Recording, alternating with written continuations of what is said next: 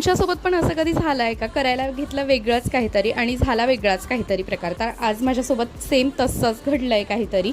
करायला मी वेगळंच गेली आणि झालं वेगळंच. तर इथे मी नूडल्स करायला घेतले होते गव्हाच्या पिठाचे आणि त्यासाठी मी चपाती लाटून घेतली आणि ती मस्त छान शिजवायला ठेवली, बॉइल्ड केली. म्हटलं त्याचे छान कट करून नूडल्स सारखे, ओके.